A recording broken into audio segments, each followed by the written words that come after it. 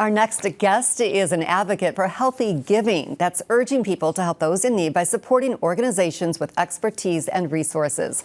Pastor Jerome Parker of First Christian Church in Phoenix joins us to talk more about the Healthy Giving Council and its goals. Thanks so much for joining us. Thanks for having me. So you are fond of saying offer a hand up, not a handout. Yes, what do absolutely. You mean? Absolutely. So a hand up, not a handout. And what we're trying to promote is this ideology of what it really looks like to help people.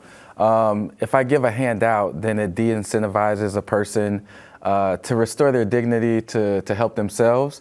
But if I give them a hand up, then I have to pull a little bit, they have to put some effort in, and then together we can reach certain goals. Now, you did not always have the view of healthy giving, right? Correct. Tell me how you got involved in this. Well, it's a really interesting story. I used to be what we would call an unhealthy giver. So did a lot of nonprofit work with inner city teenagers, and there would be times where we would put together all these sack lunches and bring all of your sweaters and your socks and whatever things you want to give away. And we would go downtown Phoenix to the Zone, and we would give stuff away, give food away mostly.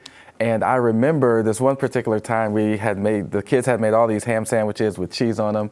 And there was a man experiencing homelessness, and he says, "Hey, is there cheddar cheese on this sandwich?" And we're like, "Yes." And we're like excited because we're like, "Oh my gosh, he really likes cheddar cheese." He throws the sandwich on the ground and he's like, "I'm allergic to cheddar cheese." And I'm baffled because in my mind, he doesn't know where his next meal is coming from, right?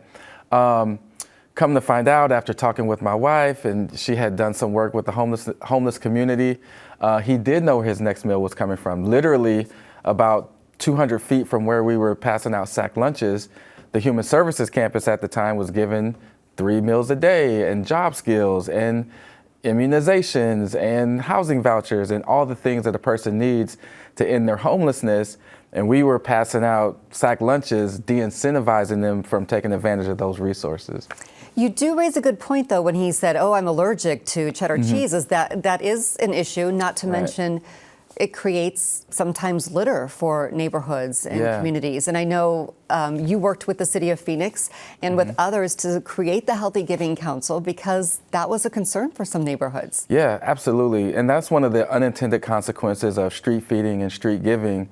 I believe that all humans have this intrinsic just pepper inside of them, this pilot light that wants to do something good. But when we give and feed on the street, like you mentioned, one of the unintended consequences is the waste, right? Because food goes uneaten or clothes go unworn and then they end up as trash on the street. It decimates a neighborhood. It attracts pigeons and rodents. There were a few years ago in some parts of the downtown area, there was a hepatitis B breakout because of, just the unsanitary conditions that street feeding and street giving contribute to. So we're just trying to educate people on healthier, more sustainable ways to give to men and women experiencing homelessness. And one of the best ways to do that is to partner with a nonprofit organization that is in the throes of this work every single day. And so I like to tell people, if it took you 2 hours to make 100 sack lunches, you could take those same 2 hours and instead of helping 100 people for 30 minutes, you could help 2,500 people for a lifetime possibly. How does somebody know a nonprofit or group that is actually in the trenches, as you say? Well, they probably don't, and that's why our educational efforts are so vital and so important. What I would tell them, shameless plug, to go to givesmartaz.org. And on that website, we have a litany of organizations that are helping men and women in their homelessness, close the gaps in their lives, reunite families. Anything that you can think of that's keeping a person from being sheltered, there's an organization in Phoenix that is dedicated to helping close that gap. How do you know the Healthy Giving Council is having an impact? Well, one of the ways is we get to do interviews like this. People are hearing about it. Another way is we have a really close relationship with the city of Phoenix, and they are able to track how much waste they're collecting during certain times of the year when street feeding and street giving spikes. And so we keep track of those numbers. And fortunately, those numbers have been steadily going down, the tonnage of trash that's collected.